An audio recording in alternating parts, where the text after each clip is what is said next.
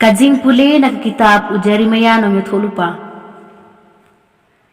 Ujerimaya uloong.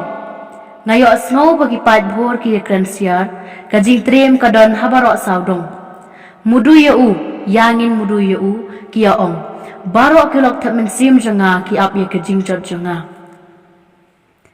Leksi un sesyak syukur tingin salak ban job yau, bat ngin penher keput yau.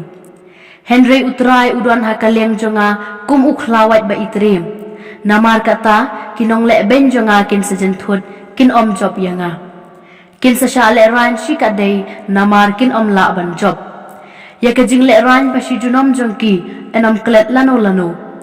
Kutrai ki pat ubatenjo ya ki bahong ubayo iya ka donot pat kajing perkhan ai ba ngan yo iya ka keput jong me halor jongki. Naba hame ngala ben shet ya ka kam jonga.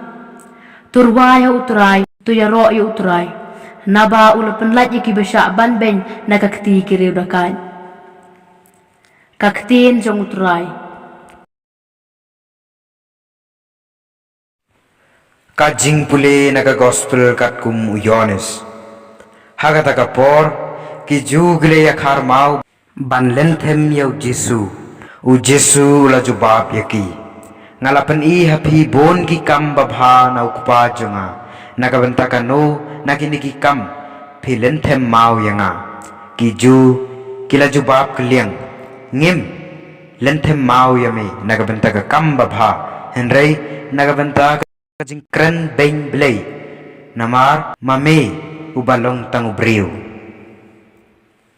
me penlong yala deu blei u Jesu la jubab yaki hato om shemtho haka an jung phi ngala long phi long ki blei lada ula khot ki blei yakito haki baka ktin u blei gala wan bat yaka jentho om la ban pendam te phin ong shaphang uta yau bau khpa ula pen kentang bat pha shaka prathai me kren ben blei namar bangala ong nga long u khon jung blei lada ngam le yaki kam jong ukpa jonga te wat ngej ken yanga henry lada ngale yaki wat lada piptre ban ngej yanga to ngej yaki kam bakumta pinduk tip bat ngeu thu ba ukpa udon hanga bat nga ngadon ha ukpa sashiwat kila thap ban kem yu